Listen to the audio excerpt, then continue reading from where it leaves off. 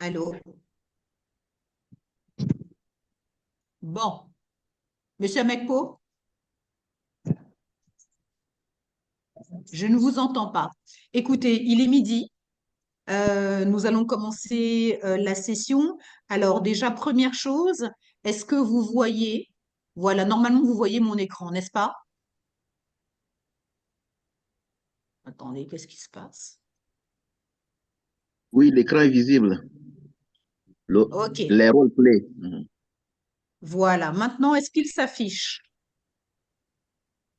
Oui, oui. Voilà, ok. Donc, bienvenue à tous, bienvenue à cette deuxième session organisée par la team d'Eco Gender Finance, dont l'objet est véritablement de communiquer et de faciliter ou de mettre en place un type d'éducation à la bonne gestion financière. D'accord? C'est vraiment l'objet des 6 sessions que Oui, nous organisons. Oui, monsieur s'il Anna. vous plaît. Voilà, je vais vous demander de couper vos micros pour le moment. Et nous avons organisé notre première session de lancement il y a 15 jours. Et aujourd'hui, donc nous en sommes à notre deuxième session qui porte sur les bases d'une bonne budgétisation. Alors, la team Eco-Gender Finance est composée de Madame Meimouna Diop, qui est la directrice de programme, de Madame Gladys Valmourin, qui est la coordinatrice du programme, de moi-même, qui joue le rôle de facilitatrice, de l'expert Madame Fatoumata Diallo, qui est maître ingénieur en banque. C'est vrai que j'ai oublié de préciser, hein. Madame Meimouna Diop est la fondatrice du cabinet de conseil Humanity Progress et elle est également coach certifié. Madame Gladys Valmorin est également la fondatrice de GP Conseil, de GP Consultant, spécialisée dans le domaine de l'administration et de l'événementiel. Et puis, comme je vous le disais, Madame Fatoumata Diallo est notre expert finance, elle est maître ingénieur en banque. Et nous avons également à nos côtés le représentant d'Eco Gender sur tout le continent, qui est Monsieur Alphonse Conan. Voilà. On a pu échanger un petit peu avec plusieurs parmi vous et sans plus tarder, je vais vous présenter le programme de la matinée. Bienvenue, Madame Ba. Bienvenue, ravie de vous accueillir. Donc, voilà, on a pris le temps un petit peu d'échanger. Et là, maintenant, je vais vous présenter l'agenda. Nous allons avoir, bonjour Madame Beng, Monsieur Mbeng, excusez-moi, Monsieur Mbeng qui nous rejoint.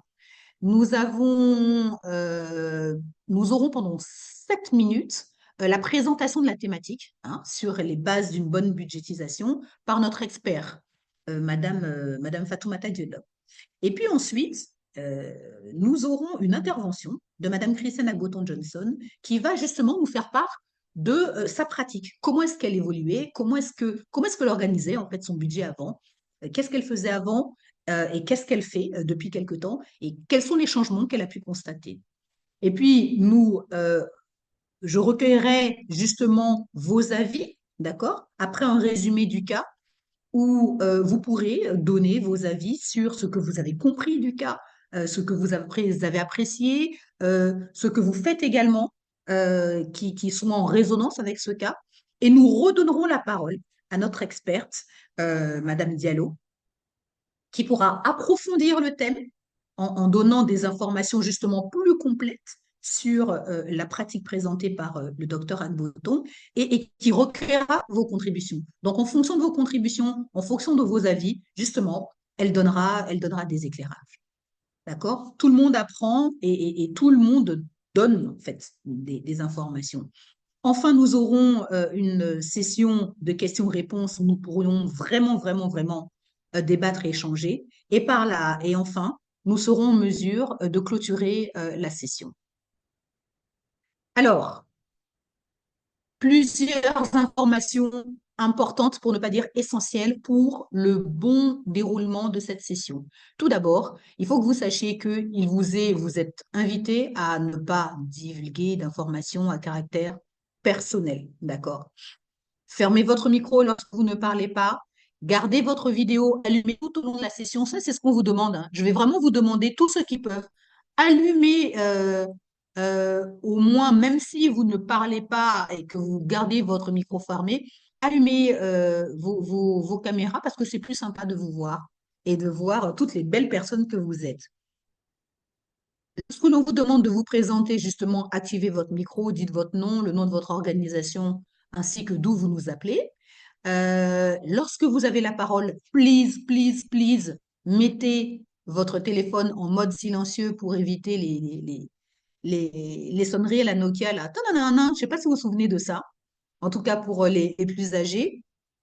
Assurez-vous d'avoir un débit Internet suffisant, ce serait dommage qu'on vous perde en cours de route.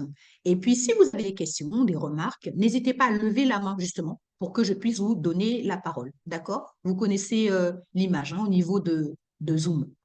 Deuxième information essentielle, pour tout problème technique, signalez-le à notre support informatique par le biais du chat. Nous réagirons autant que faire se peut et nous résoudrons le problème euh, de la meilleure des façons. Une fois de plus, voilà, j'ai vu que vous avez tous saisi vos noms, vous avez parfaitement raison. N'hésitez pas à nous rejoindre sur le groupe WhatsApp, mais je suppose que si vous êtes là, c'est que vous l'avez déjà fait. Et sachez que cette session est enregistrée et que donc en y participant, vous acceptez d'être enregistré. Justement, si vous avez suivi ou si vous suivez plus de 3 sessions, à savoir 50% des sessions que nous organisons, vous pourrez obtenir un certificat de participation. Mais il faut qu'on soit sûr que vous ayez suivi ces sessions. D'accord? Pour information et pour rappel, les conseils et recommandations suggérés notamment par l'expert Madame Fatoumata Diallo ne le sont qu'à titre informatif. Il n'y a aucune obligation. Il ne faut pas qu'on dise oui, l'expert a dit, et donc j'ai fait, c'est vraiment à titre d'information. Pour ce qui concerne justement, un, le fait que vous soyez enregistré et deux, l'utilisation de vos données, sachez que le projet Eco collecte vos inscriptions, vos participations, les questions-réponses et puis les commentaires, d'accord, qui sont partagés et qui pourront faire l'objet d'un traitement dans le cadre de rapports, de communication, de recherche, etc., etc.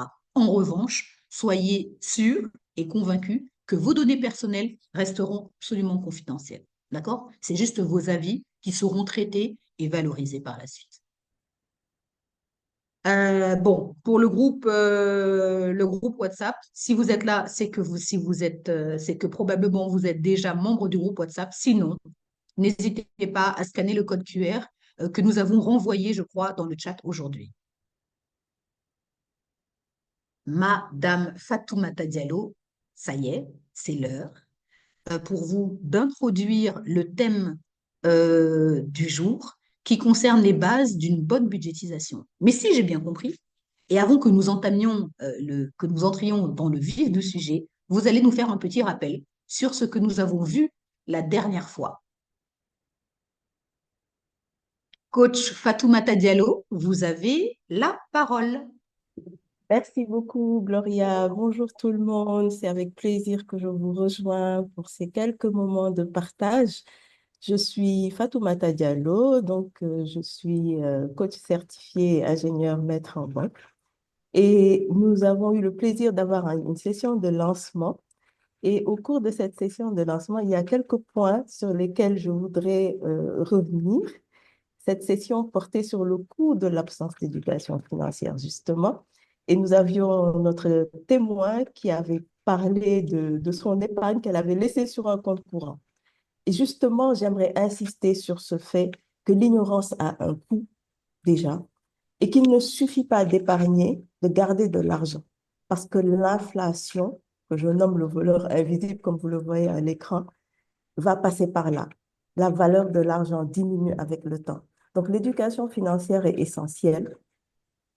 Et un autre point très important que nous avons abordé, c'est l'importance de faire grandir quelque chose. Pour avoir une richesse, il faut faire grandir ce qu'on a dans quelque chose qui va prendre de la valeur. Mais par où est-ce qu'il faut commencer? Bien souvent, quand on a son premier job, on entend la phrase et surtout pense à épargner, hein. Mais encore, j'ai envie de dire, mais encore, par où est-ce qu'il faut commencer? Donc, cette deuxième session va parler des bases, justement, d'une bonne budgétisation. Alors, la dernière fois, j'ai parlé à la team budget sur le coin d'une feuille. Aujourd'hui, je vais ajouter la team je ne suis pas dépensière, mais je ne fais pas de budget. Et aussi une troisième équipe, tout est dans ma tête.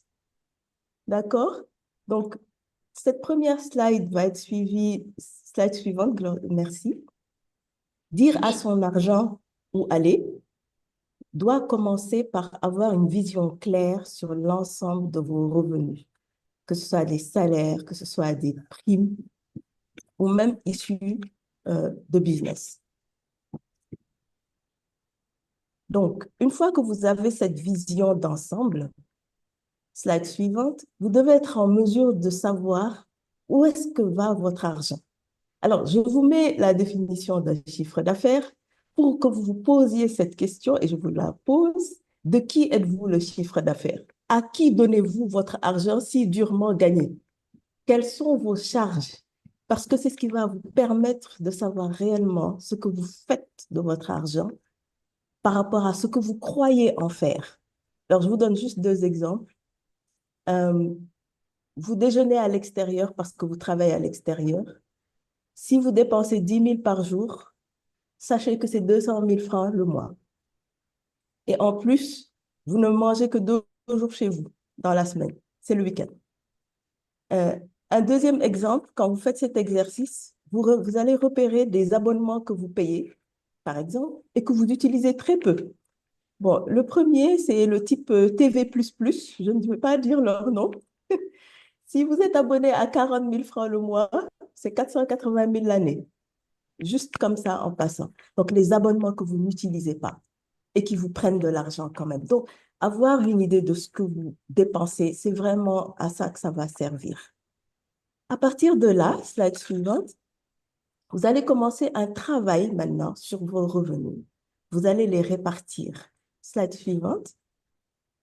La répartition la plus connue, la plus généralement utilisée, slide, voilà, c'est ce qu'on appelle la méthode des 50-30-20. Alors, 50-30-20 désigne des pourcentages. 50%, ce qui est vital. Si vous ne le faites pas, vous ne vivez pas. 30%, c'est ce dont vous pouvez vous passer, n'est-ce pas? Typiquement, certaines dépenses liées aux loisirs ou autres. Et enfin, 20%, c'est ce que vous mettez de côté pour épargner et investir, justement, faire grandir quelque chose. Voilà ce que je voulais vous dire en guise d'introduction. Et après notre cas témoin, nous allons continuer et entrer dans le détail. Je vous remercie. Bonjour. Alors, monsieur ou madame Diouf, en tout cas, qui vient de nous rejoindre, bienvenue.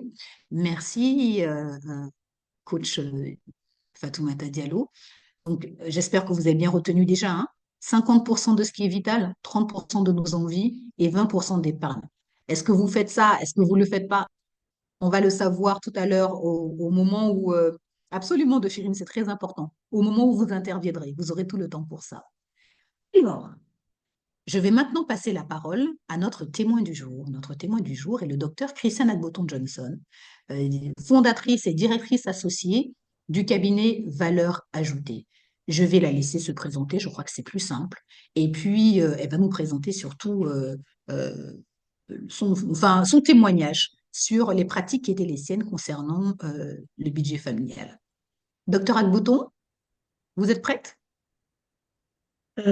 Disons que oui, mais en écoutant Fatoumata, je me suis dit, oh Seigneur, qu'est-ce que tu fais dans cette galère? Parce que je crois que je suis très loin de tout ce qu'elle vient de dire. Mais bon, puisque je suis là, allons-y. Alors, je suis le docteur Christiane Agboton-Johnson. Vous avez reçu, je pense, hier sur le groupe WhatsApp, il y avait déjà une présentation. Donc, je suis docteur en odontostomatologie, bon, disons chirurgie dentaire si c'est plus simple. J'ai d'abord longtemps exercé dans le public, donc en hôpital, puis en enseignant à l'université, puis en cabinet privé. Puis, comme vous le voyez sur la slide, je me suis retrouvée experte dans les domaines de paix et de sécurité au travers d'un cheminement m'amenant de la création d'une ONG travaillant dans le domaine de la lutte contre les armes légères à être après à un autre niveau, au niveau des Nations Unies. Puis les 10 dernières années, à être dans une structure travaillant à nouveau dans les domaines de la défense, de la paix et de la sécurité.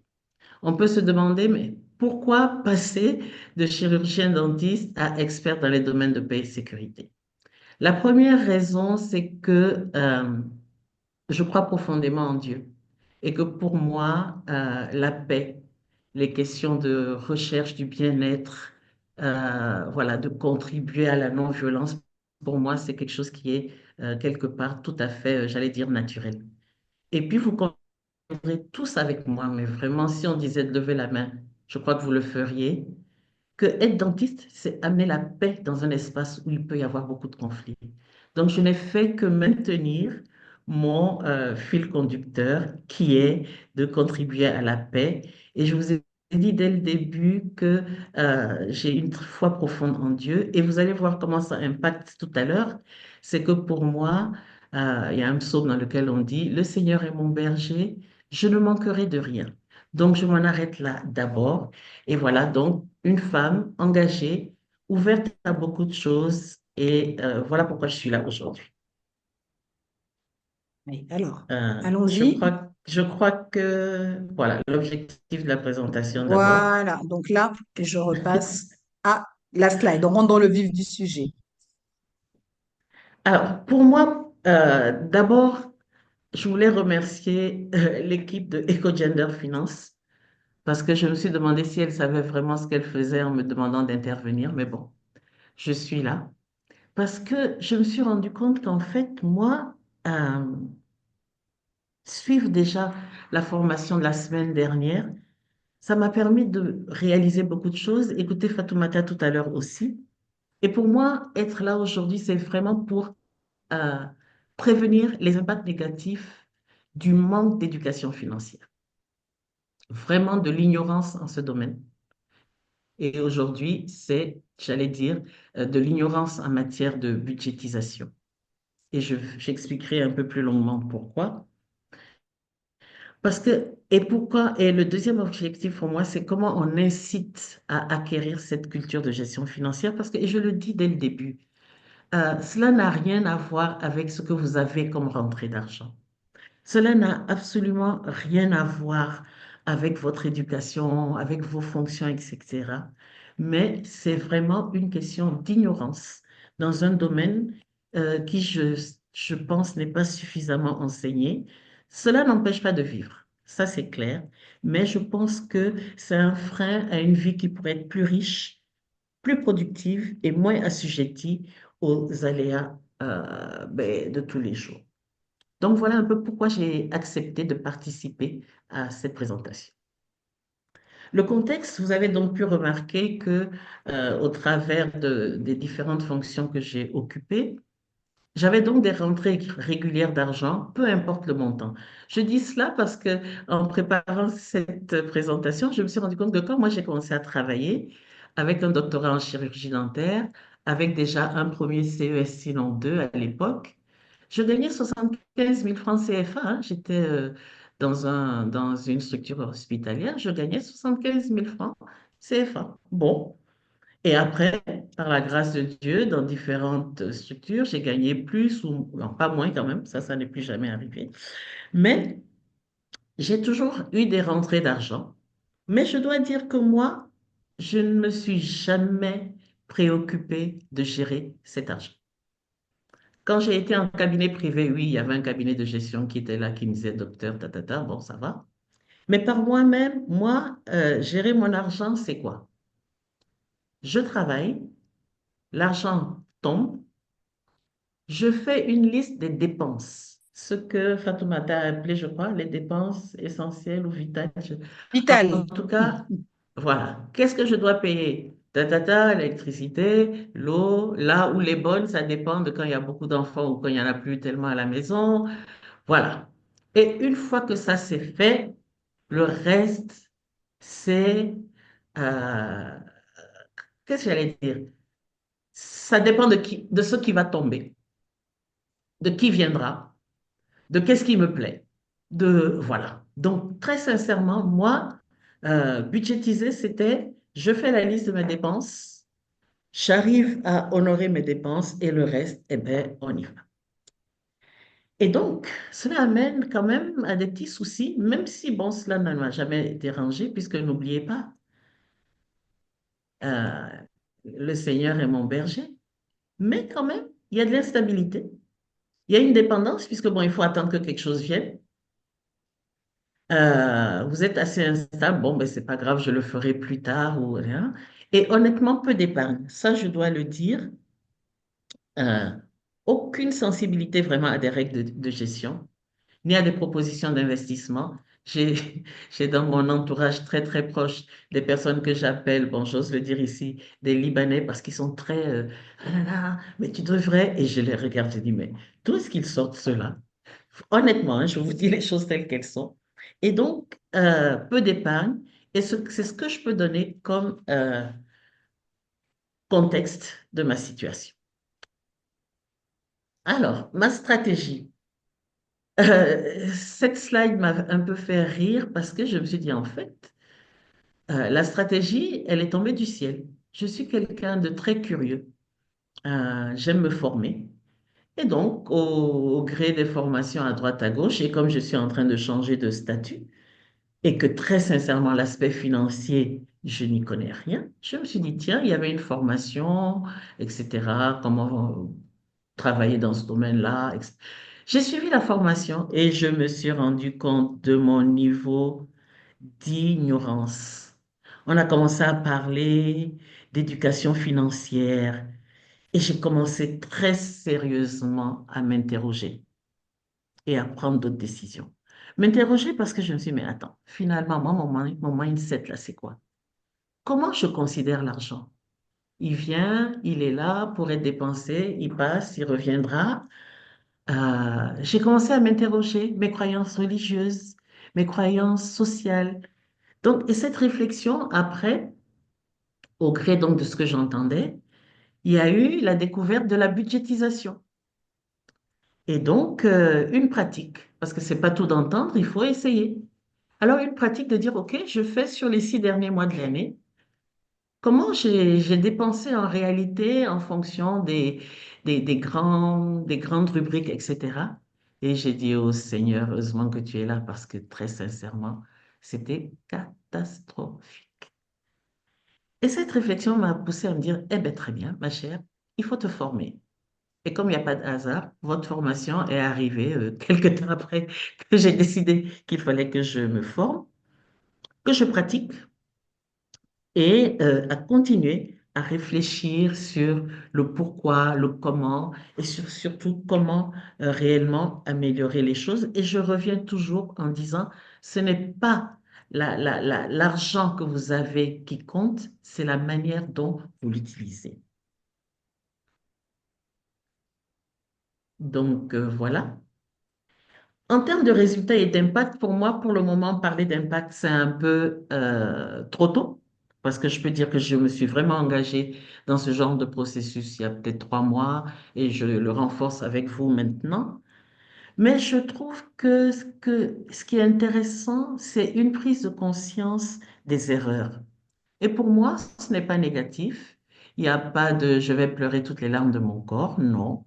Voilà, ça s'est passé comme ça. Mais qu'est-ce qu'on peut faire euh, différemment? Et différemment, c'est déjà s'engager dans une gestion, j'allais dire, plus équilibrée, plus consciente de ce qu'on fait. OK? Donc maintenant, je me retrouve, quand j'ai des recettes, à avoir des enveloppes sur lesquelles il y a des choses qui sont marquées. Oh Seigneur, mon Dieu.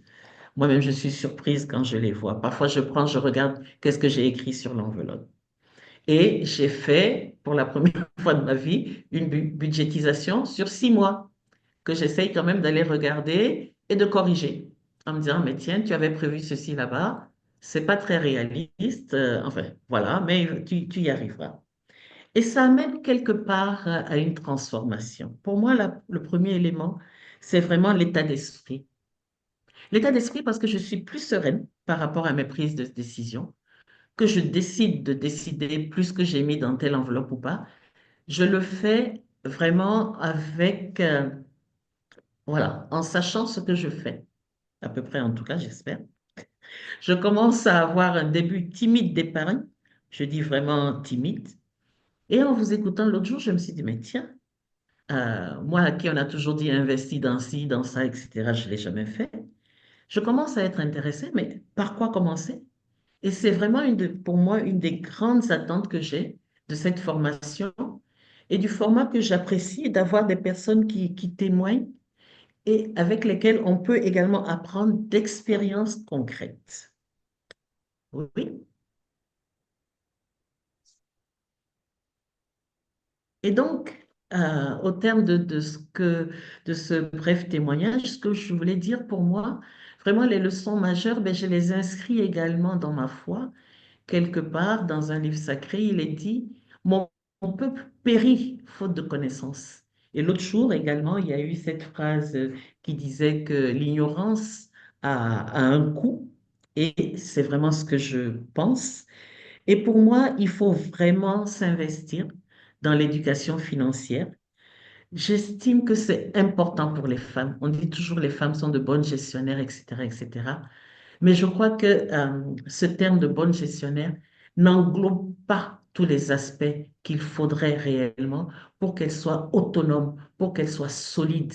Parce que l'aspect financier est souvent un aspect qui est utilisé, j'allais dire, bon, pas pour infantiliser les femmes, mais pour les maintenir à un certain niveau.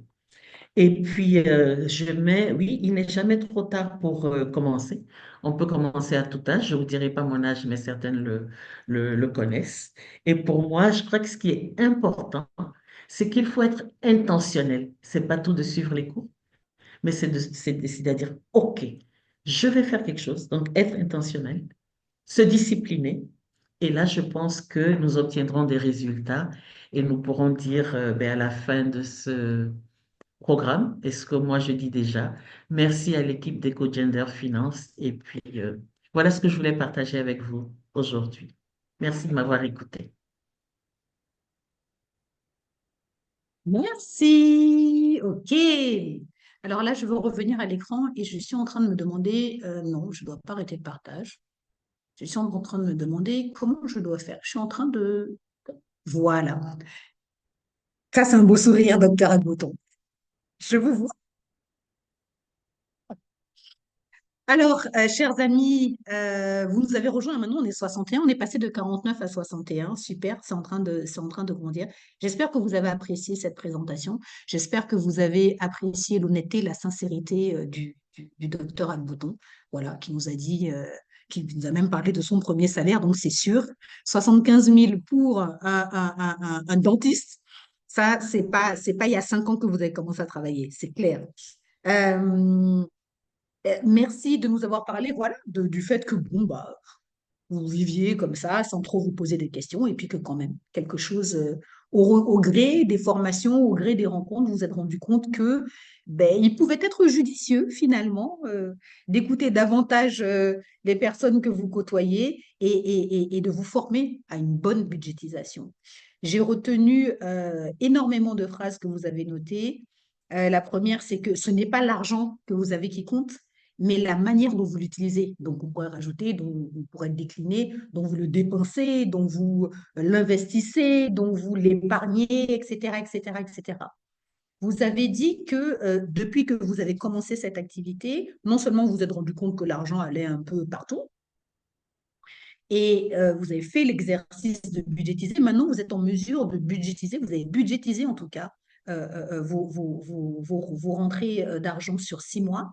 C'est une vision claire que même moi, je n'ai pas. Il faut que je vous suive. Je vais vous demander comment vous faites en fait. Que maintenant vous répartissez l'enveloppe, c'est bien, que vous voyez, que vous constatez que vous faites des progrès et que donc vous êtes plus sereine. Ça, c'est puissant, ça. Alors, il y a Birn Diouf, j'ai une question, comment budgétiser si on a beaucoup de charges?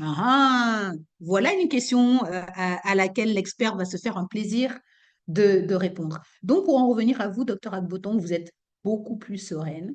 Et puis, ben, justement, ça vous a ouvert une fois de plus sur le fait que les femmes sont censées être de bonnes gestionnaires, mais elles peuvent être de meilleures gestionnaires. Quand on dit bonnes gestionnaires, je ne sais pas si c'est bonnes gestionnaires. Les femmes souvent vont prioriser les dépenses et toujours, en tout cas, en priorité, les affecter au bien-être des enfants, du foyer, etc., etc. Est-ce que ça fait d'elles de bonnes gestionnaires? C'est pas sûr. Mais en tout cas, grâce à la formation que nous sommes en train de suivre, je pense que nous allons être justement conscientisés et, je l'espère, tous autant que nous sommes, devenir intentionnels et se mettre vraiment à adopter les bonnes pratiques. Je m'en arrête là et puis nous avons à peu près une dizaine de minutes pour pouvoir avoir maintenant recueillir vos avis. D'accord? Donc, il est possible de poser des questions, hein, mais déjà, qu'est-ce que vous avez pensé de la présentation du docteur Agbodon, que moi j'ai trouvé limpide, clair? Avez-vous des avis? Voilà, maintenant vraiment, levez la main et puis voilà, vous pourrez activer votre micro, n'hésitez pas. Bienvenue, Madame Dionne, bienvenue. Y a-t-il donc des personnes qui ont des avis, qui souhaiteraient se prononcer sur l'intervention et le témoignage du docteur Agboto? Il Ah, y a Madame Dione qui a levé la main. très bien, Madame Dion, allez-y. Merci. Merci beaucoup. C'est une première pour moi d'assister à une telle formation. Et, et vous m'entendez? Oui, on Parfaitement, t'entend bien. Allô, vous parfaitement, m'entendez? parfaitement. Oui, parfaitement. Voilà, merci beaucoup. Allez-y. Bonjour, bonjour tout le monde.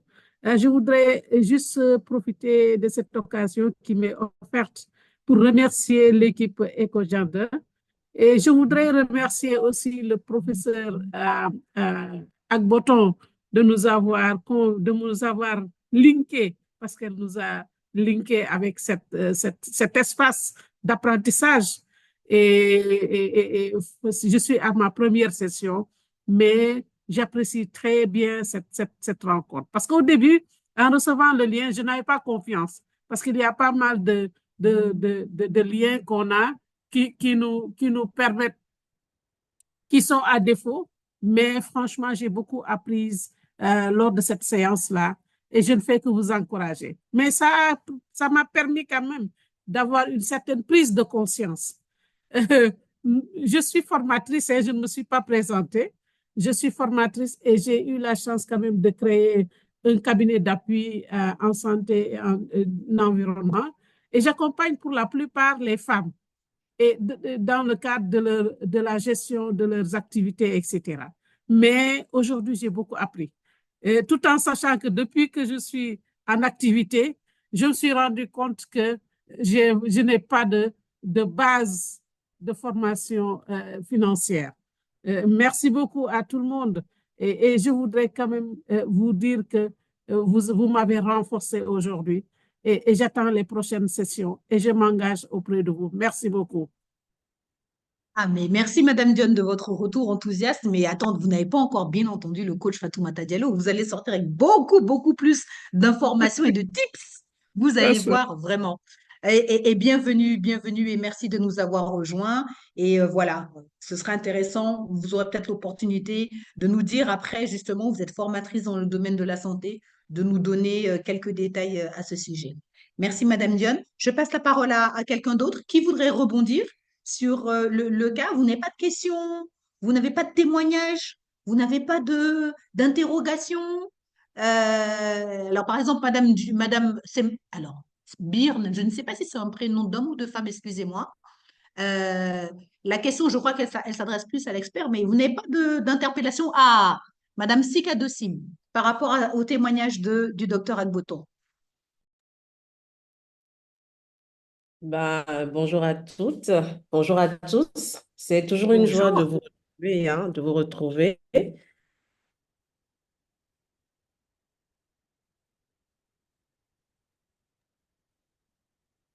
Alors, est-ce que c'est moi?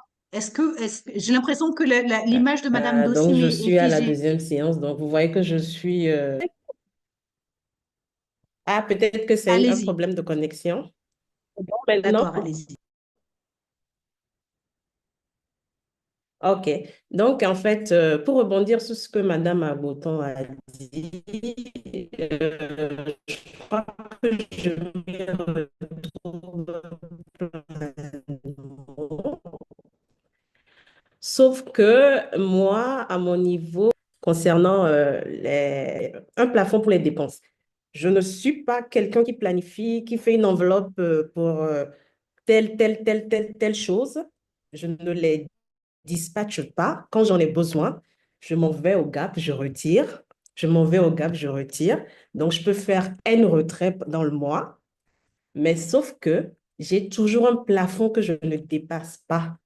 Et également, dès que je perçois mon salaire, j'ai obligatoirement un montant qui est alloué aux épargnes. Ça, oui, je l'ai fait depuis ça fait maintenant 5 ans. 5 ans, donc c'est un contrat avec la banque que j'ai fait, un contrat pérenne que je renouvelle chaque 2 ans.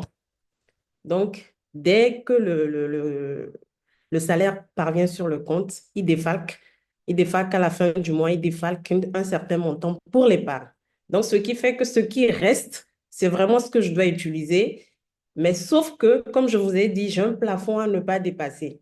C'est ce que je fais. Comme ça, si ça reste que j'ai des dépenses extra, parce qu'il peut arriver qu'il y ait des imprévus, il faut arriver qu'il y ait des choses, là, je touche. Donc, rarement, je touche à l'épargne. Mais sauf que parfois, les imprévus dépassent et vous connaissez, nous sommes des femmes. Donc parfois, il y a des événements qui surviennent, tout ça. Il faut payer le bazin, il faut payer le tissu wax, il faut payer les dépenses y afférentes. Et quand c'est comme ça, vous vous retrouvez parfois avec des dépenses, oulala, parce que vous avez beaucoup d'activités officielles et puis familiales auxquelles vous devez assister. Vous devez être vraiment au top de votre beauté. Donc, c'est vraiment ça qui pompe mon énergie. Et je pense que depuis 6 mois ou un an, je me dis, mais non, que même le plafond que j'ai mis est un peu trop élevé parce que je me retrouve à ne pas pouvoir investir parce que je trouve que j'ai mon salaire, mais je n'ai pas trop d'investissements propres qui me fournissent de l'argent, qui me font rentrer de l'argent en plus. On ne peut pas vivre qu'uniquement que du salaire. Et donc, alors qu'on a des charges familiales énormes et il faut pouvoir jouer. Donc, depuis, je réfléchis vraiment à comment faire pour que l'argent produise de l'argent. L'argent produise de l'argent et je crois que le coach est là pour me donner des conseils à la fin. Donc, je suis tout oui, je suis patiente et jusqu'à la fin, j'espère que j'aurai réponse à mes doléances. Merci, Pas si sûr. Madame Merci Pareil. beaucoup, Madame Dossim. Le coach, vous avez noté hein, que Madame Dossim, parfois, elle pioche dans son épargne pour se faire encore plus belle qu'elle ne l'est déjà. Donc, ce sera à vous de nous dire si c'est autorisé, si c'est recommandé. Mais en tout cas, elle a déjà un bon réflexe. OK, elle a une épargne qu'elle gratte de temps en temps, mais comment est-ce que l'argent peut faire de l'argent? Ça me fait penser à la chanson de Pamela Munga. Je ne sais pas si vous avez connu ça. L'argent appelle l'argent. Est-ce que vous avez connu ça? Ça, c'est pour les gens d'un certain âge, ça. Donc, l'argent doit appeler l'argent, mais pour pouvoir l'appeler, il faut qu'il le fasse. Merci beaucoup, Madame Dossim. Et je vais passer la parole à Madame Betty Penn, qui a levé la main et qui va apporter son témoignage aussi. Bonjour tout le monde. Bonjour, Madame Penn. J'espère que vous m'entendez bien. Oui, parfaitement. Vous voulez bien vous présenter brièvement? Donc, votre nom, on le connaît, votre activité, et puis nous apporter votre témoignage? Oui, je m'appelle Betty Penn. Je suis dans l'agro-business, une entreprise de livraison de fruits et légumes dans les hôtels et grandes surfaces et l'exportation. Donc, j'aimerais apporter mon témoignage par rapport du côté finance. Parce que franchement, ça nous a causé beaucoup de problèmes, mon mari et moi. Depuis 2018, nous sommes dans l'agrobusiness, mais on a eu une très mauvaise gestion de notre entreprise. Et c'est à cause de des finances. Donc, quand j'ai reçu ce lien sur l'éco-gender, sur l'éducation financière, j'ai automatiquement sauté dessus. Parce que je me suis dit que ça, c'est une vraie chance. J'ai même intégré mon mari dans le groupe, mais aujourd'hui, il n'a pas eu le temps de participer parce qu'il est sur le terrain. Mais moi, je lui ai dit, pour rien au monde, je vais rater ces sessions-là. Parce qu'on a beaucoup souffert, on a travaillé, on n'a rien réalisé, on n'a pas eu à épargner à cause de la malgestion. La dernière fois, la première session, il y a une des coachs qui a dit, il faut savoir séparer votre poche et la poche de l'entreprise. Donc, j'en ai beaucoup appris parce que c'est pas ce qu'on faisait. Donc, on faisait des dépenses sur l'entreprise, on faisait des dépenses sur notre vie personnelle sans séparer. Donc, ça nous a posé beaucoup, beaucoup, beaucoup de problèmes. Merci beaucoup, Madame Penn. Merci de votre honnêteté une fois de plus. Donc là, effectivement, là, pour la majorité des cas, on est des salariés. Donc vous imaginez, on se plaint des problèmes de budgétisation, de tout ce que ça peut avoir comme impact négatif, mais c'est sûr que pour une entreprise et un couple d'entrepreneurs qui manifestement travaillent ensemble, les effets doivent être démultipliés et malheureusement décuplés et donc encore plus graves. Et je suis sûre que le coach Fatoumata Diallo pourra aborder cette question de l'impact effectivement de la mauvaise gestion sur les entreprises et de peut-être Excusez-moi. quelques petits tuyaux à faire. Écoutez, je crois que le temps s'est plus ou moins écoulé. Là, on va continuer, on va continuer. Alors, pourquoi est-ce que ça reprend? Attendez, je me mets là. Donnez-moi quelques instants, hein. Voilà.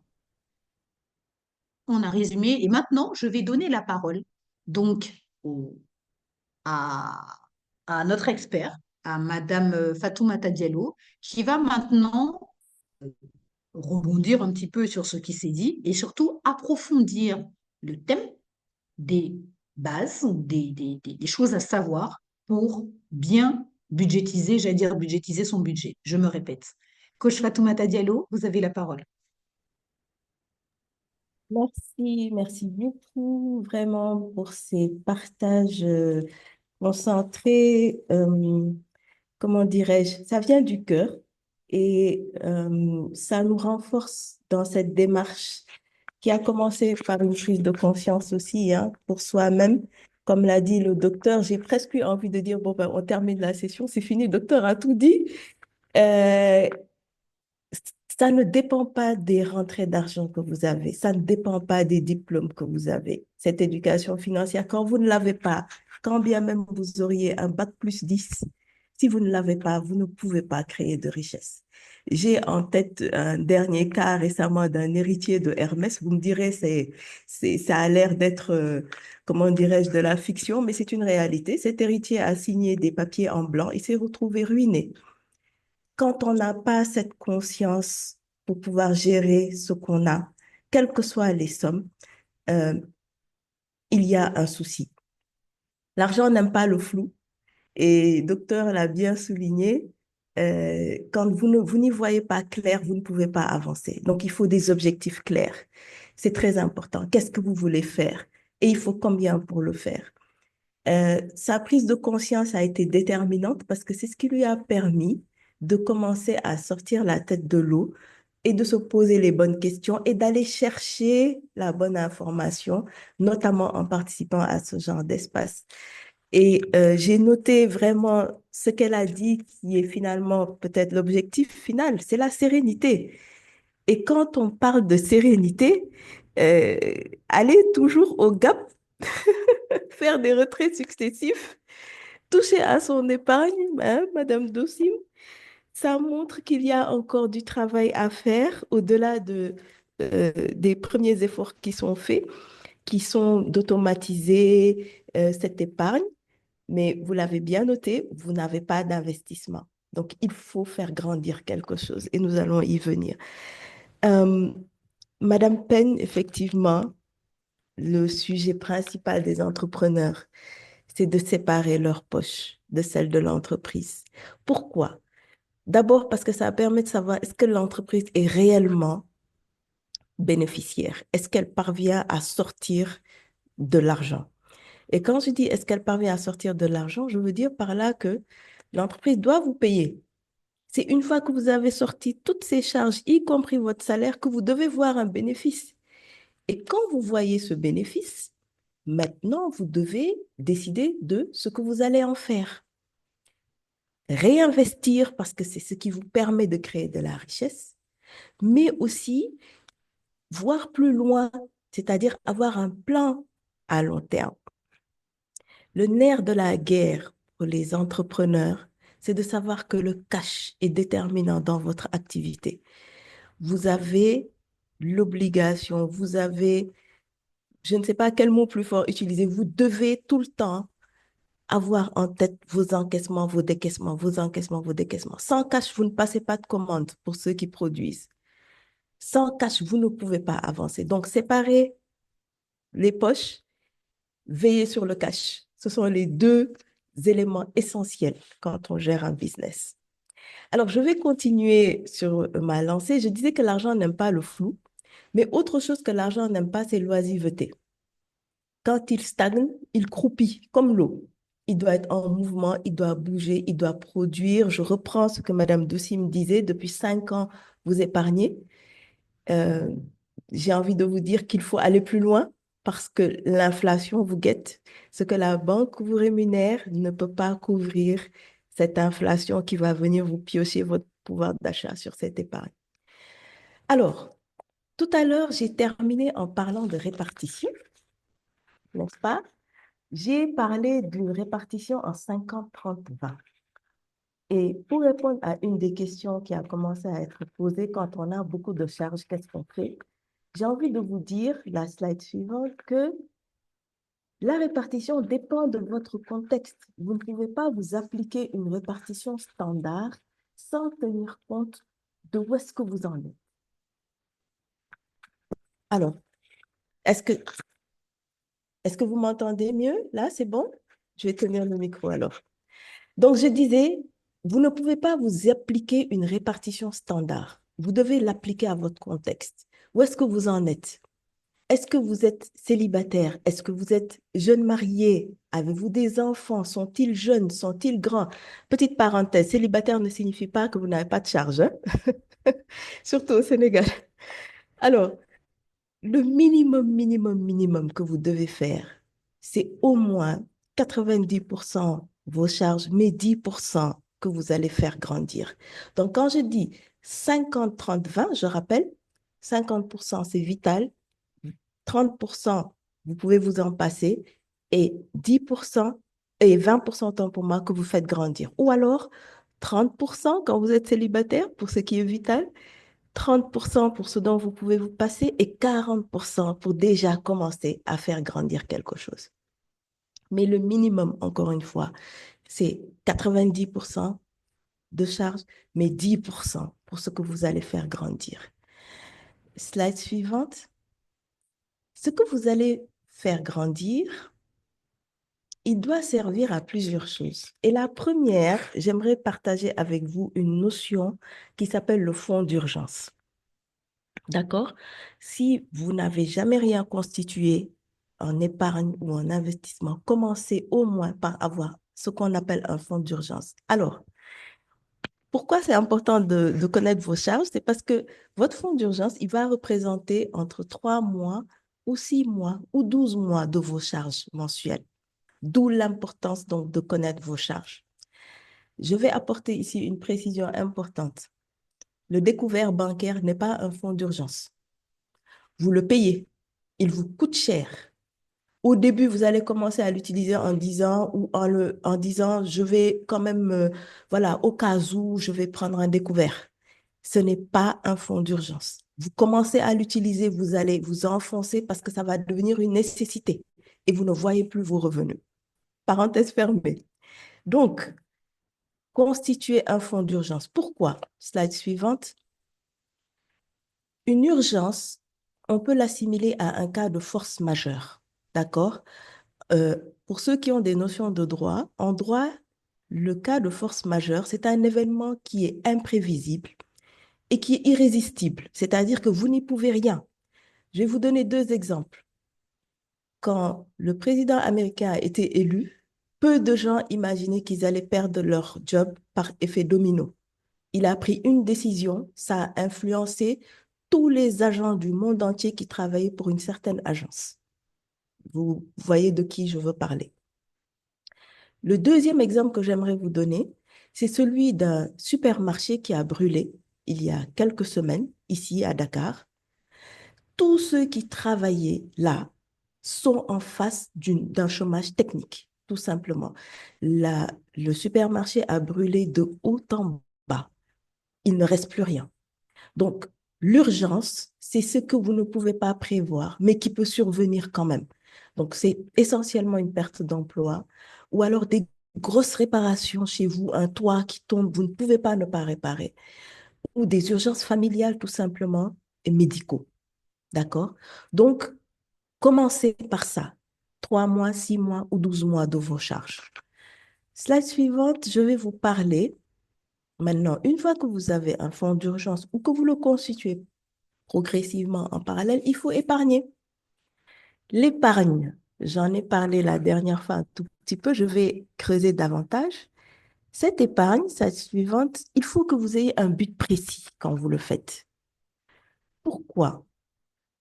Parce que cette épargne, vous n'allez pas la garder indéfiniment. On estime qu'il faut épargner sur un horizon maximum de 2 ans. Pourquoi? Encore cette notion d'inflation. L'argent que vous gardez, s'il ne bouge pas, il perd de sa valeur. Donc, vous épargnez parce que vous voulez aller en pèlerinage. Vous épargnez parce qu'il y a la rentrée scolaire qui va approcher, vous voulez prévoir. Le mouton de Tabaski, nous allons commencer le Ramadan. L'équipe Teranga de Ramadan, c'est ici qu'il faut commencer à prévoir les choses. Vous devez avoir une idée de ce que vous dépensez sur ces éléments-là pour pouvoir les répartir et les cumuler.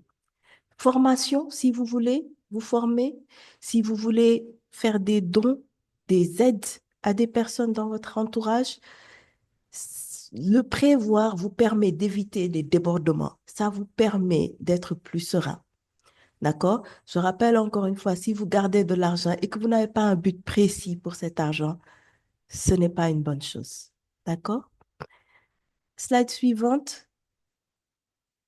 Une fois que vous avez votre fonds d'urgence, vous avez votre épargne, vous devez investir.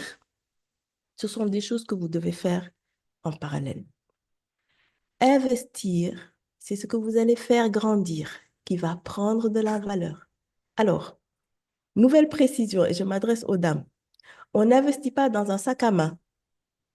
Un sac, à moins que ce ne soit celui de la reine d'Angleterre, ce n'est pas un investissement. D'accord?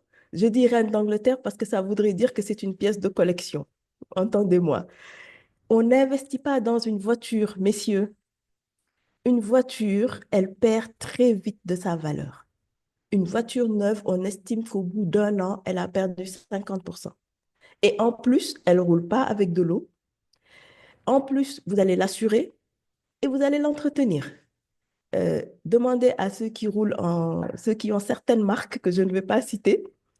Le rétroviseur, ça peut vous coûter votre salaire. Donc, la voiture n'est pas un investissement parce que ça sort de l'argent de votre poche.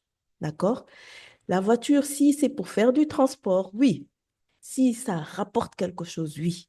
Mais si c'est un véhicule personnel, ce n'est pas un investissement. D'accord? Un investissement, c'est ce qui vous rapporte quelque chose, c'est ce qui grandit.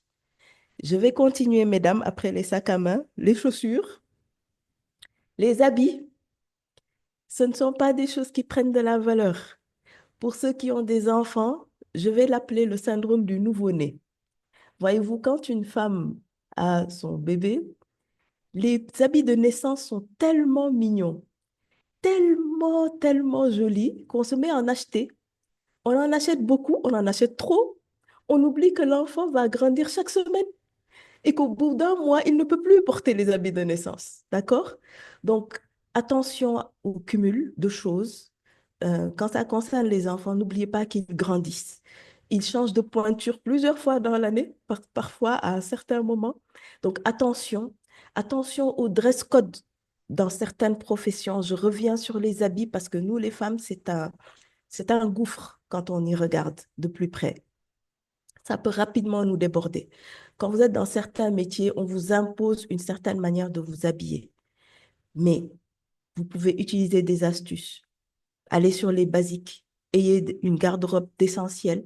Ayez un style aussi, parce que ça vous permet d'éviter le je n'ai rien à me mettre. D'accord? Jouez sur les couleurs. Messieurs, Steve Harvey a réglé votre cas. Il a dit qu'avec 4 costumes de 4 couleurs, vous pouvez avoir, je crois, une centaine de combinaisons. Donc, ce que je veux dire parfois, ce que je veux rajouter, l'importance de faire grandir quelque chose, investir. D'accord? Dans les prochaines sessions, nous verrons quel type d'investissement, justement, il faut faire. Je récapitule, slide suivant.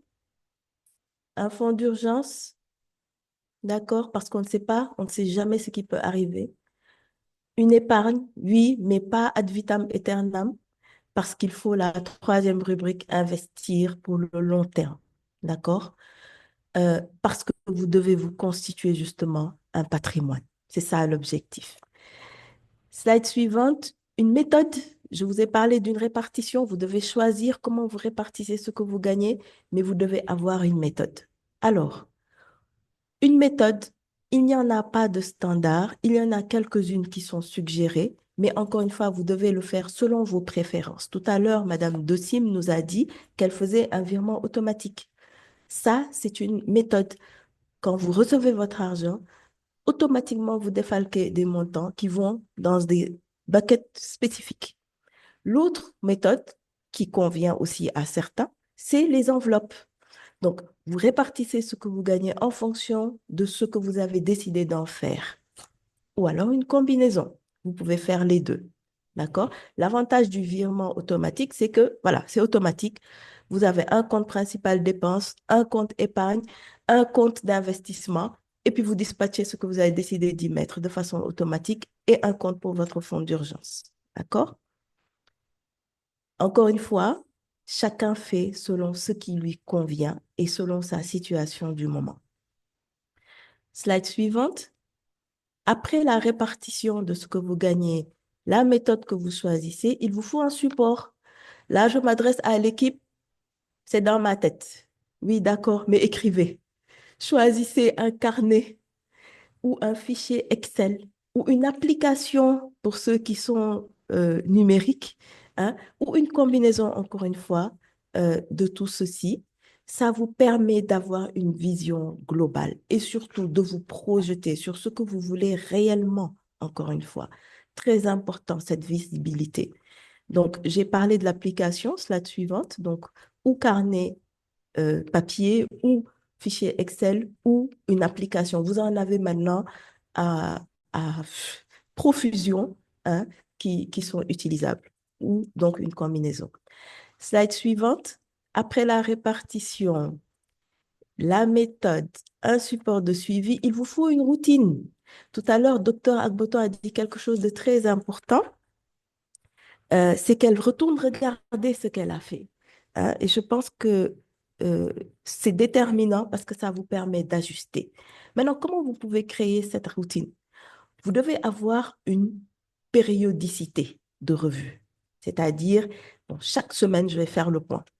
Hein, tout ce que je dépense là, qu'est-ce que j'ai sorti? Ou alors, chaque mois, j'ai fixé mes objectifs, mais est-ce que je suis encore dedans? D'accord? Trimestriel. Minimum. L'équipe, je n'ai pas de budget. C'est dans ma tête. Minimum trimestriel.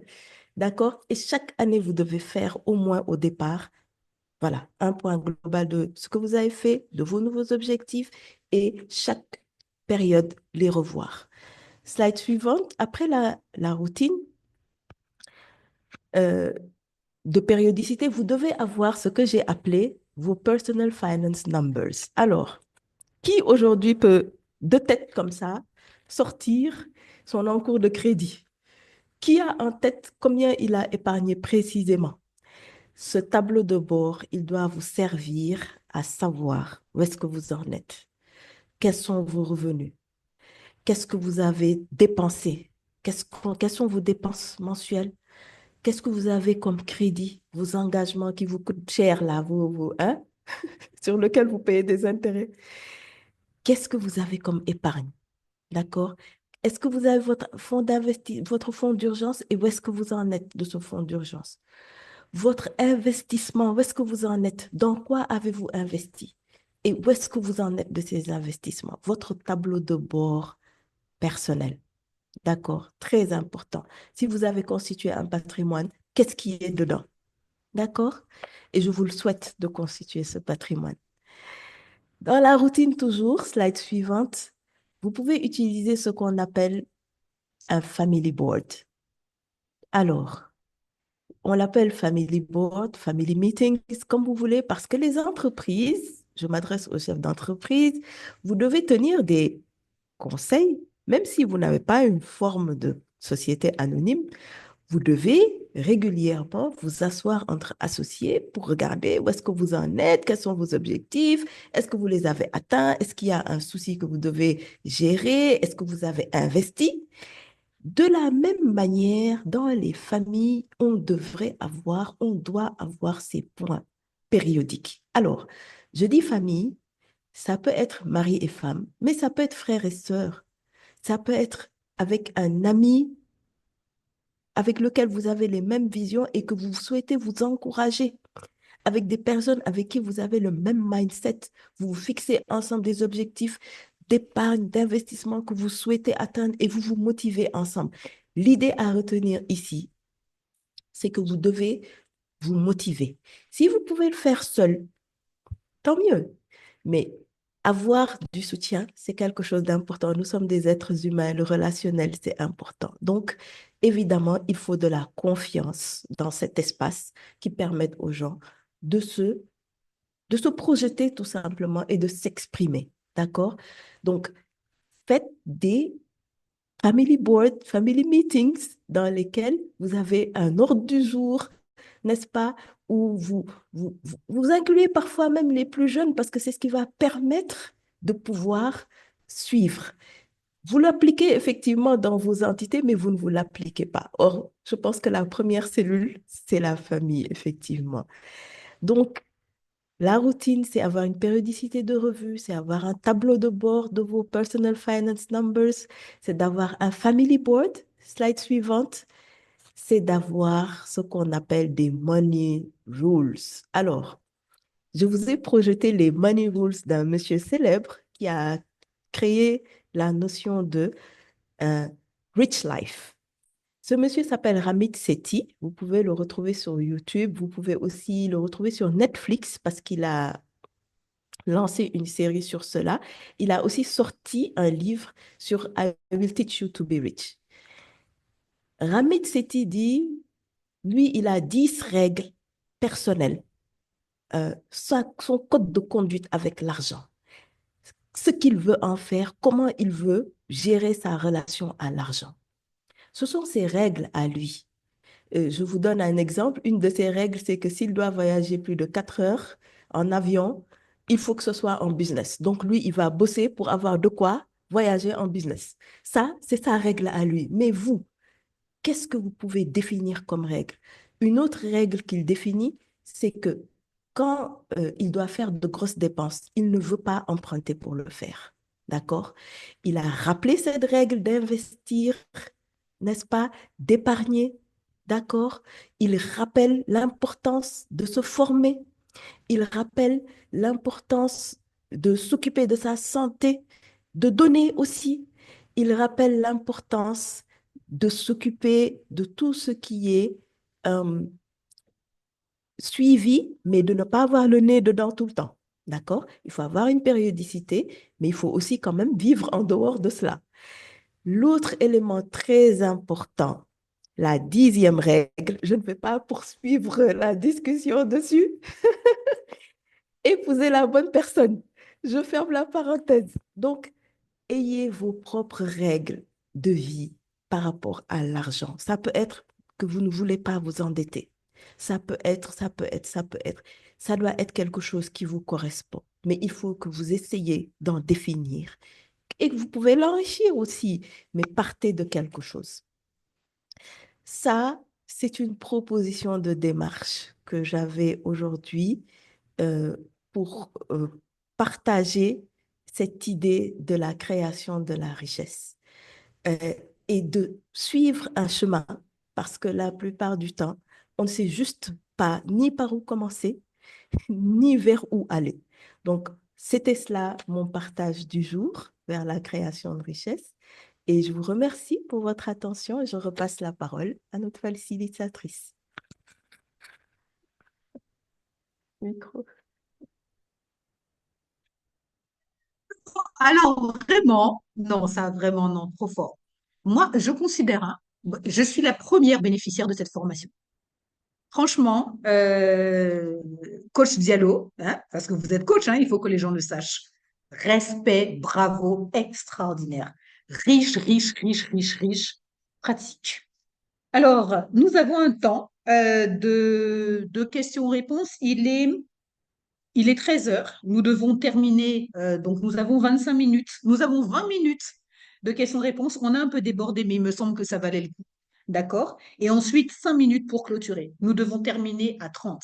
Mesdames, parce que je vois plutôt les dames réagir, les commentaires de satisfaction, d'intérêt, de pertinence. Madame Diaz, tout ça, vraiment, nous vous remercions. Messieurs, n'hésitez pas, hein. Vous êtes là, vous êtes avec nous, team participants. Donc, franchement, n'hésitez pas à faire des commentaires. Alors, qui veut s'exprimer? Qui veut s'exprimer? 14 nouveaux messages. Ouais, ouais, yo, non, franchement. Alors, oui, c'est sûr que la présentation sera disponible. Donc, qui veut intervenir? Je ne vois pas de main levée. Oui, il n'y a que moi qui suis intéressée, Fana. Madame Ba qui dit merci beaucoup pour la présentation. Madame Traoré qui dit bravo. Il n'y a pas de question. Ah oui. Madame Aïssa Touli, vous êtes venue depuis le Canada. Allô? Est-ce que vous m'entendez? Welcome. Welcome. Allô, vous m'entendez? Très bien. Oh, pour rien au monde, je vais rater ça. Alors, Fatoumata, moi j'ai une question vraiment qui me taraude l'esprit depuis un bon moment. Une fois qu'on a fait justement cette épargne-là, qu'on a fait ces investissements-là, qu'on a acquis ce patrimoine, comment on fait pour que de notre vivant, on facilite l'accès à nos descendants une fois qu'on est mort, avec la banque, bien sûr. Je pose la question avec la banque parce que tu es bancaire au Sénégal. Merci beaucoup.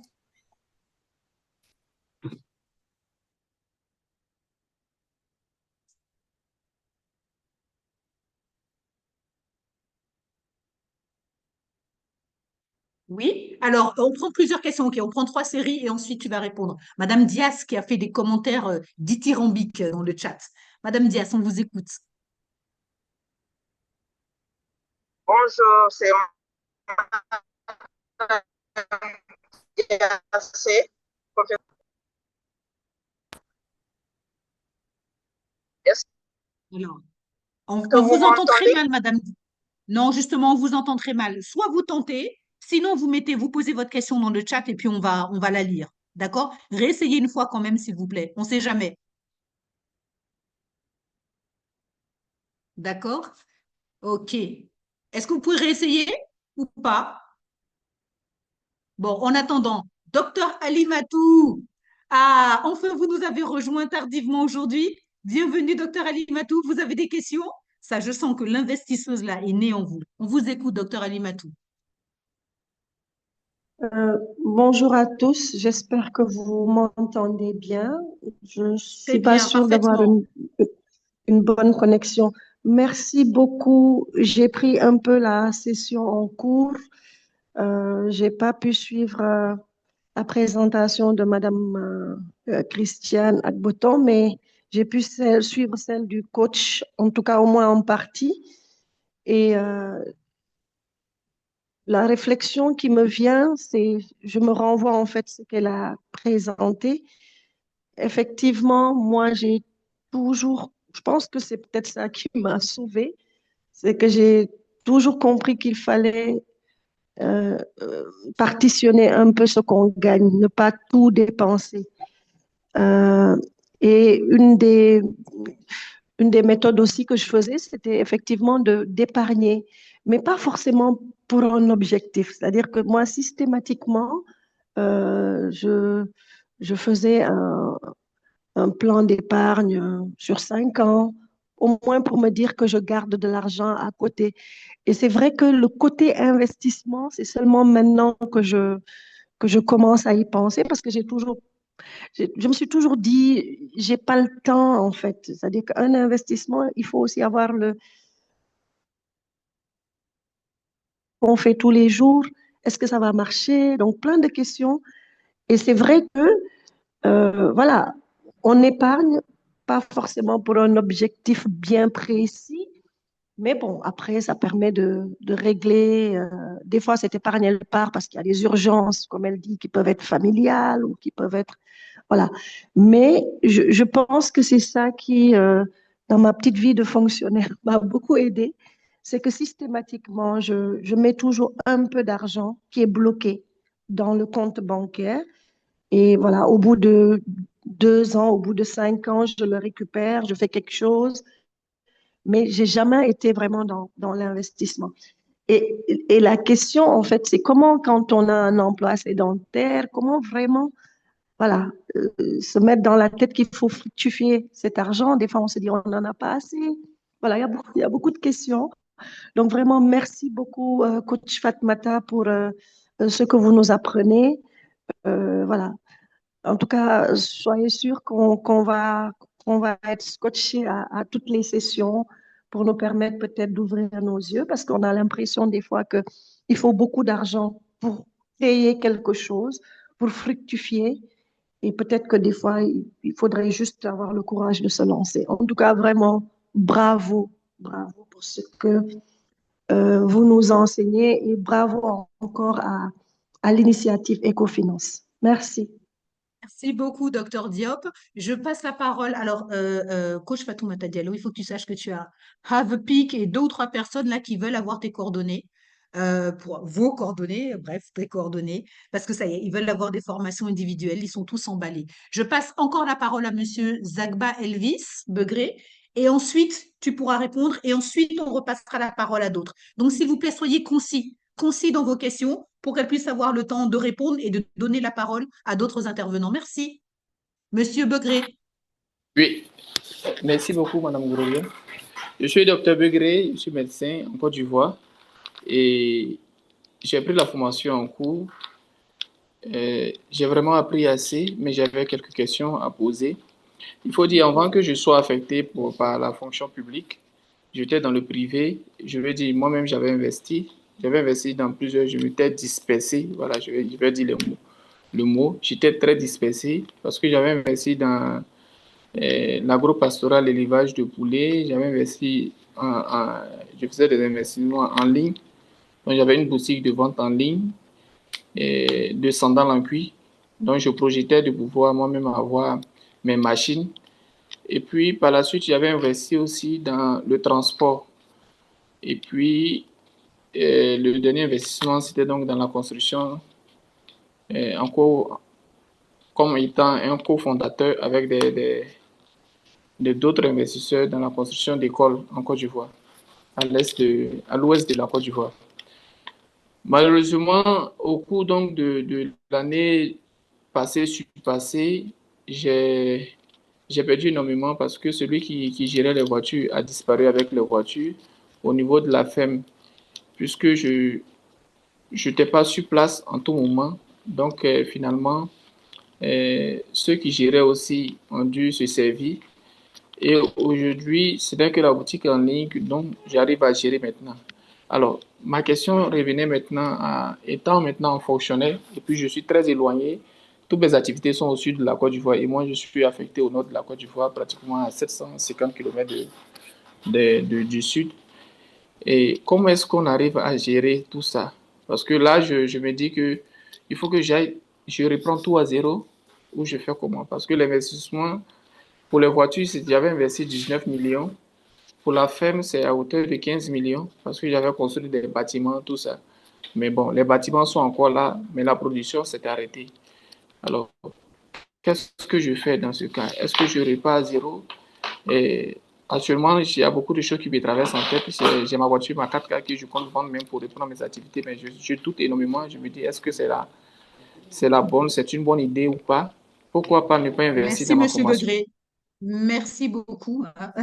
Alors, Coach Fatoumata Diallo, qu'est-ce qu'on fait? Vous répondez aux 5 premières questions et ensuite je donne la parole à d'autres. Comment on s'organise? Qu'est-ce que vous préférez? Oui, on peut commencer par cette première série. Ok, parfait. Augmentez le micro, on n'entend pas bien. Se rapprocher du Oui, micro, pardon. oui, oui, oui. Alors, merci encore pour toutes les participations. Alors, la première question nous venait de Aïssatou du Canada. Cette question de la transmission du patrimoine, elle est très sensible, effectivement. Euh, il faut dire que on se pose rarement la question, hein, au moment où on ouvre un compte bancaire, de Bon, même qu'est-ce si qui ça peut se passer. j'avais déjà fait son ordonnance. J'ai déjà tout fait, non? J'avais fait Monsieur votre Begré, ordonnance. s'il vous plaît, vous pouvez couper votre micro? Merci. Donc, je disais qu'il est assez rare qu'on se pose cette question de que devient notre compte une fois que, voilà, ça fait partie de la vie aussi. Donc, la question de la transmission de patrimoine et notamment en ce qui concerne le compte bancaire, pour ce qui concerne la pratique ici au Sénégal, effectivement, il y a toute une série de procédures qu'il serait bon de connaître parce que quand une personne disparaît, décède, la banque bloque tous les comptes et transfère la gestion au niveau du service juridique et contentieux.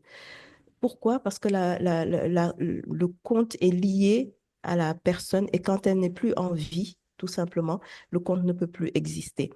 Maintenant, ce qu'on transfère au niveau du juridique contentieux, il y a un certain nombre de documents à fournir parce qu'il faut qu'on identifie les héritiers. Et il y a une pratique ici au Sénégal que j'ai pu voir, c'est qu'il y a des gens dont les enfants ne sont même pas au courant qu'ils ont un compte bancaire ou plusieurs comptes dans plusieurs banques et qui se retrouvent à devoir faire la recherche déjà pour retrouver ces comptes-là. Donc, je dirais que les deux choses à faire, c'est de connaître la procédure de la banque dans ce genre de situation. Deux, un minimum d'information et de communication quand même au sein de la famille. On peut ne pas donner le détail de ces relevés à ses enfants, mais il y a peut-être un minimum sur lequel il faut communiquer. On revient au family board. Donc, l'autre point qui est très prégnant quand même, je dois le dire, au Sénégal, mais probablement dans tous les autres pays où la polygamie existe, c'est que toutes ces précautions sont prises parce qu'on ne sait pas qui sont les héritiers. Donc, il faut un jugement d'hérédité pour qu'on puisse identifier réellement qui sont les héritiers. Donc, il y a un certain nombre de points importants à savoir. Il faut poser la question. Je pense que c'est vraiment l'élément le plus central dans tout ce que je viens de dire. Il faut connaître les procédures pour pouvoir s'y préparer. Alors, euh, le deuxième point concerne, et je vais rajouter juste quand même cette question du transmission du patrimoine, c'est très important. On n'en parle pas assez parce que voilà, ça touche à quelque chose de sensible, mais les notaires, euh, il faut pouvoir se rapprocher aussi des notaires parce qu'ils ont cette connaissance de tout ce qui touche à la transmission du patrimoine. Donc, je vois quelqu'un poser la question à qui s'adresser dans la banque. Ben, c'est le service juridique, c'est lui qui prend la suite de ses comptes quand une personne décède. Mais en règle générale, c'est ce service-là qui prend le relais. Alors, professeur Alimatou, ravi de vous retrouver. J'espère avoir répondu à votre question, Aïssatou. Donc, professeur Alimatou, re-bienvenue, ravie de vous avoir encore aussi, tout comme Madame Lee. Euh, c'est bien d'avoir compris qu'il faut partitionner. Maintenant, là où se trouve, et je pense que vous l'avez souligné, c'est que vous bloquez de l'argent sans forcément avoir un objectif et vous le laissez aussi peut-être un peu trop longtemps. Et ce qu'il produit, ce n'est pas assez. Ça ne peut pas vous permettre de contrer l'inflation et ça ne produit pas assez pour pouvoir continuer et être pérenne. Euh, vous avez donné aussi la réponse. C'est parce qu'il faut juste le courage de commencer. Et quand on dit qu'il faut commencer, il n'y a pas de petit montant. Il n'y a pas de petit montant. Tout simplement parce que si vous avez pu épargner 500 000 francs, l'année dernière, vous auriez pu avoir un lingotin d'or de 20 grammes. L'or a pris plus de 20% de valeur entre l'année dernière et aujourd'hui. Je vous donne un exemple tout simple. Donc, quand on dit investir, ce n'est pas construire un immeuble R+15, ce n'est pas aller gérer, voilà, quelque chose de... Non, commencez par des montants qui vous correspondent, mais qui peuvent donner quelque chose qui prend de la valeur. L'or prend de la valeur. L'or, je ne parle pas des bijoux, parce que vous savez que quand vous allez revendre des bijoux, on vous décote quelque chose. Donc, ça maintient sa valeur, hein, mais vous allez avoir une décote. Mais quand vous achetez voilà, un certain format, vous avez une valeur qui n'arrête pas de grandir. Donc, investir, il faut commencer et n'allez pas chercher quelque chose de très grand, non, non, mais quelque chose qui grandit, tout simplement. Vous avez l'or, vous avez l'achat d'actions aussi. On en reparlera, vous verrez. Il y a plusieurs pistes intéressantes. Enfin, Monsieur Begré, qui nous appelle de la Côte d'Ivoire, très contente de discuter avec vous également. Bienvenue. Alors, vous avez fait votre propre diagnostic, docteur. Vous avez dit que vous vous êtes dispersé, que vous n'étiez pas sur les sites de vos investissements. Voilà deux choses qui sont des ennemis de l'investissement. La dispersion, l'absence de supervision directe. Vous savez que dans nos pays, malheureusement, la bonne foi, je ne veux pas dire dans nos pays, d'ailleurs, c'est une question d'être humain. Certains ne sont pas de bonne foi. Donc, repartir, oui, je pense que c'est votre question. Commencez par des choses simples que vous pouvez voir, qui sont à côté de vous et qui prennent de la valeur. C'est le tips que je peux vous donner en attendant de pouvoir creuser davantage peut-être dans d'autres espaces. Je vous remercie. Alors, je suis en train je dois gérer le temps. Voilà ce que je propose.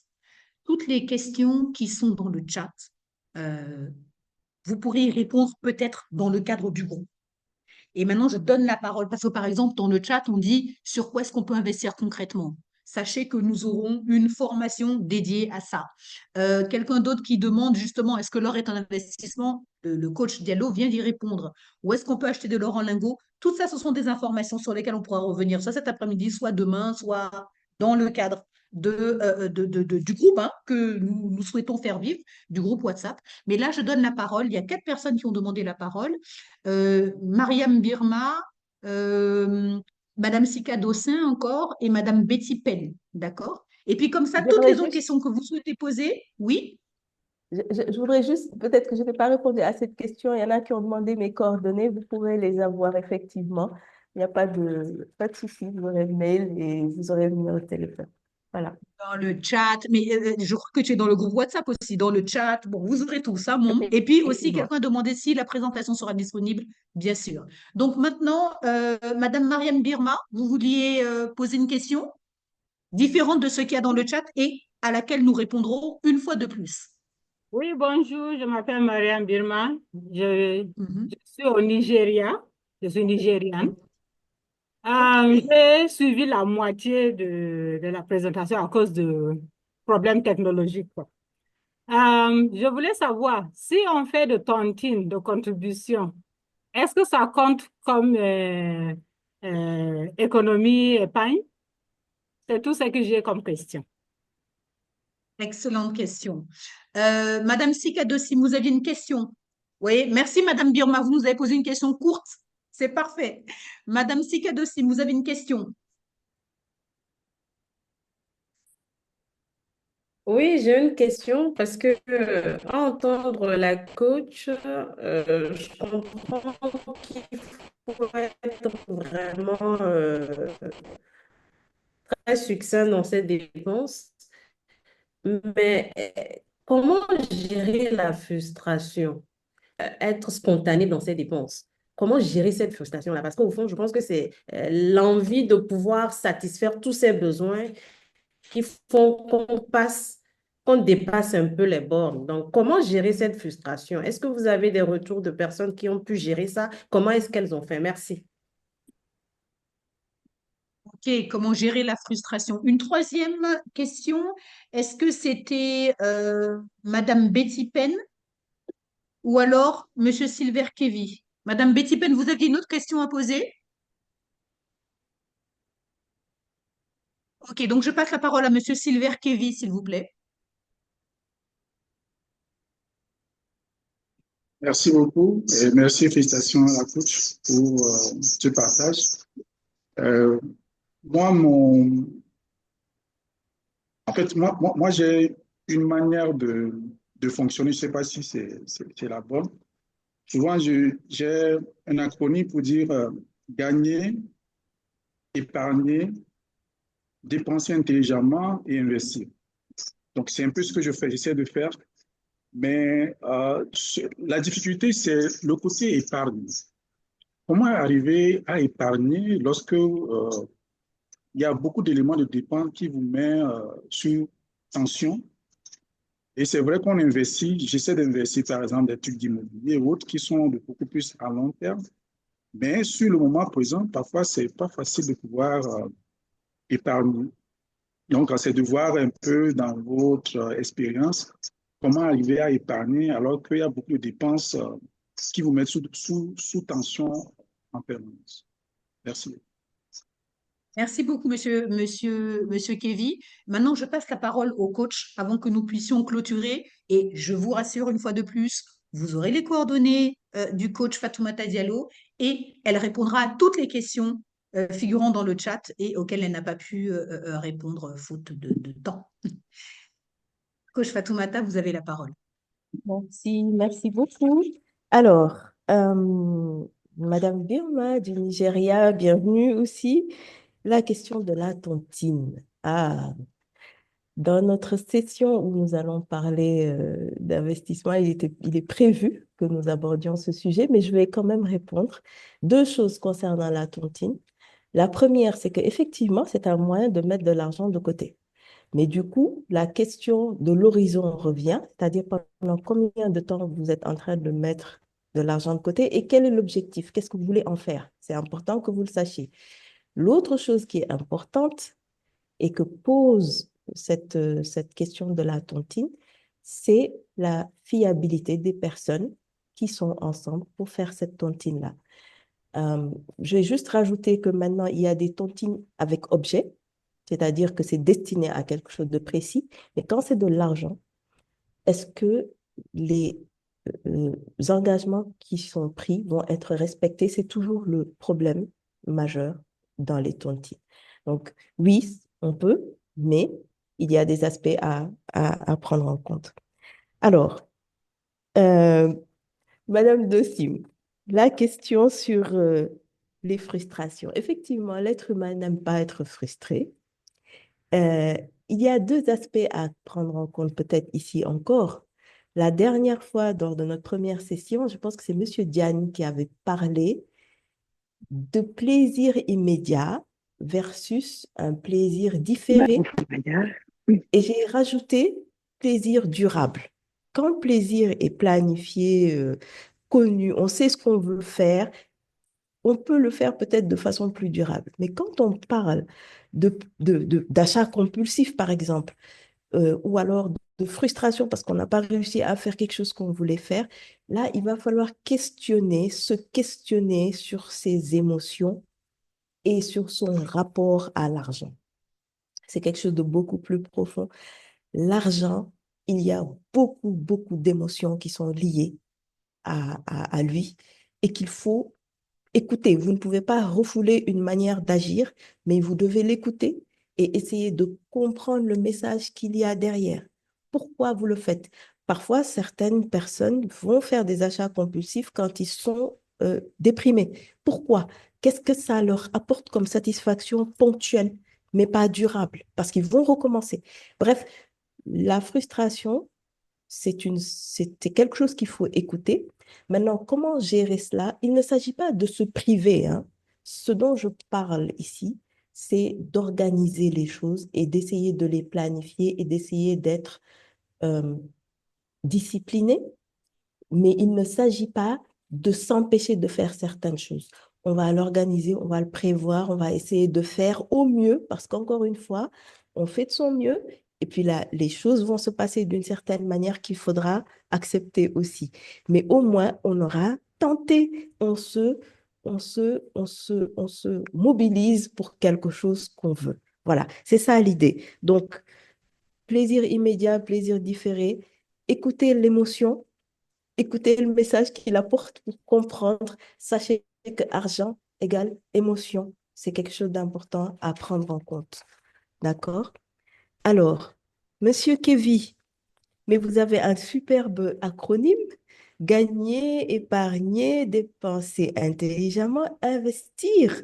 J'ai envie de dire que vous avez la clé entre les mains. Ce qui est important dans la question que vous posez, c'est une question qui revient souvent pour des personnes qui se trouvent dans des situations où elles ont beaucoup de charges. Elles se disent de toute façon, entre mes charges, les imprévus, de toute façon, je ne pourrai jamais épargner et elles ne commencent pas.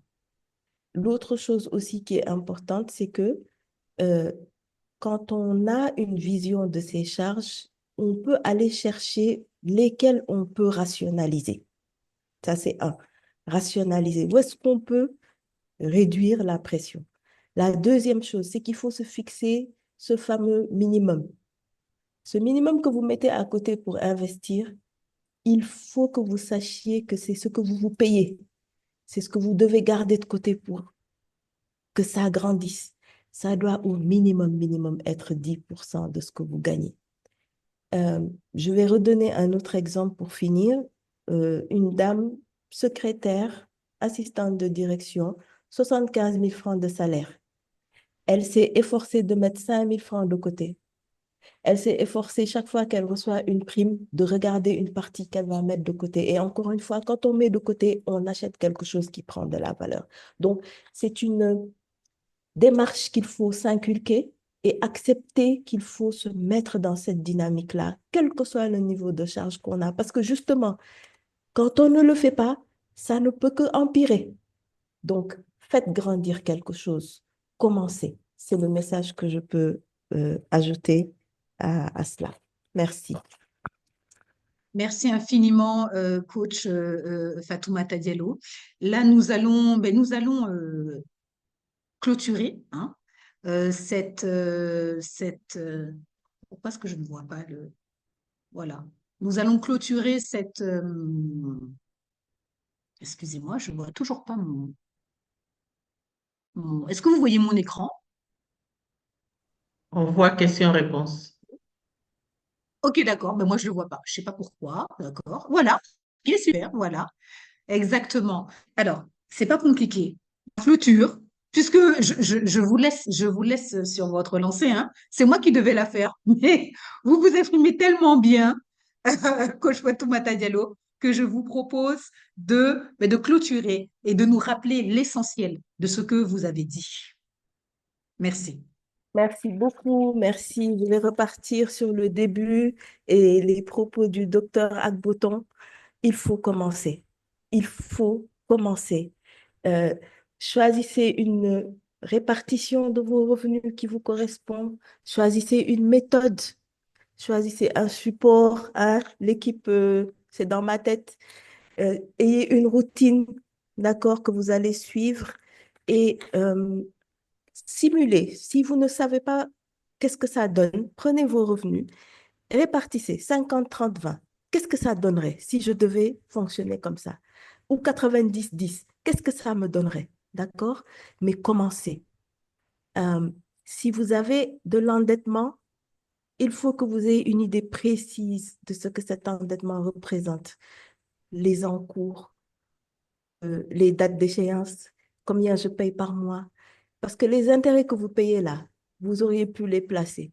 Donc, quand vous êtes endetté, mettez-vous dans une logique de rembourser et de ne pas en rajouter surtout, parce que chaque fois que vous en rajoutez, vous ne créez pas de la richesse, à moins que ce ne soit pour investir, mais ça, c'est un autre débat. Donc, une répartition, une méthode, un support, une routine, ayez votre tableau de bord personnel parce que vous devez voir où est-ce que vous en êtes. Établissez vos money rules. Qu'est-ce que vous avez comme règles que vous voulez vous appliquer concernant votre argent? Et enfin, dernière slide, semer. Semer quelque chose, je vous le rappelle, je ne le dis pas assez. Prenez le temps de semer. D'accord? Semer quelque chose qui grandit. Et un dernier point, soyez patient, soyez bienveillant envers vous-même aussi. C'est très important. Et sachez que la récompense est au bout de l'effort. Je vous remercie. Merci beaucoup, coach Fatoumata Diallo. Une fois de plus, je vous propose de mettre vos coordonnées dans le chat. Nous les retrouverons également dans le groupe WhatsApp. Donc, consultez votre groupe WhatsApp. Troisième point, coach Fatoumata Diallo, s'il vous plaît, je voudrais bien répondre aux questions qui étaient dans le chat et pour lesquelles nous n'aurons pas eu suffisamment de temps. Nous avons déjà 6 minutes de retard. Or, normalement, les séances commencent à l'heure, elles finissent à l'heure. Euh, les 74 ou 75 personnes qui sont présentes, vous avez apprécié, vous avez considéré que c'était une formation de qualité, faites la pub autour de vous. Il y a forcément des personnes qui sont comme nous, je dis bien nous, et qui, voilà, n'ont pas une discipline budgétaire aussi intéressante et aussi pertinente et aussi finalement aussi bénéfique. Comme vient de le dire le coach Fatoumata Diallo, les intérêts que vous payez lorsque vous avez une pénalité bancaire, c'est ce que vous auriez pu gagner. D'accord? Donc, ce que nous voulons tous gagner, faites-le partager, faites maximum connaître cette formation pour que d'autres personnes à côté de vous puissent en profiter. Je vous dis à bientôt, à très bientôt. À bientôt dans le groupe, dans le chat pour les réponses. N'hésitez pas à poser des questions. On est là pour pouvoir y répondre. En tout cas, le coach Fatoumata Diallo. Ça a été un plaisir vraiment, une fois de plus, de recueillir vos avis, vos contributions. Docteur Agboton Johnson, rien à dire. Professeur Alimatou Diop, merci, vous, la pionnière hein, sur le continent africain. Merci d'avoir pris le temps, je sais que vous êtes très occupé, de nous avoir rejoints. À très bientôt, par la grâce de Dieu. Bravo au reste de la team. Gladys, merci pour l'animation technique. Merci encore à Maimouna Diallo Diop pour ben, son idée de génie. Et merci surtout au coach Conan qui gère tous les problèmes techniques. À très bientôt et commencez, d'accord? On reste pas seulement dans l'idée, on commence à faire ce que le coach nous a recommandé et peut-être que vous pourrez apporter quelques témoignages très bientôt. Merci et au revoir. Merci beaucoup. Au revoir. Vous Merci pouvez à allumer vos caméras. Hein. Merci Au à revoir, tous. monsieur Au revoir. Aïssatou. Au revoir. Au Au revoir. revoir. Au revoir. Merci à tous. Merci. Merci. Bonne soirée à vous. À très bientôt. Au revoir. Au revoir, monsieur Begré. Au revoir, docteur Begré. Merci. Au revoir. Merci, au Merci, merci. revoir. C'était Au super. revoir. Merci Au beaucoup. revoir. Au revoir, madame Bouchak. J'ai vu quelques messages. Merci. À très Je suis bientôt. très contente. Merci beaucoup. Merci Au à vous revoir. tous. Merci beaucoup. Au revoir, madame Gay. Hey!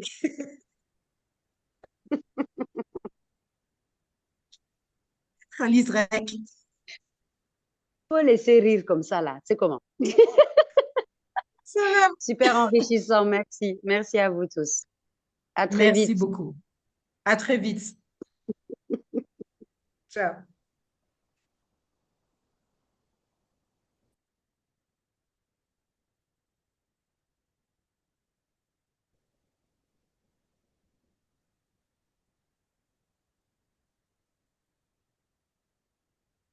Au revoir, madame Zounon. Au revoir, monsieur Sarr. Oui, oui, oui, madame Zounon, vous avez parfaitement raison. Ça sauve du goût, c'est sûr. Au revoir.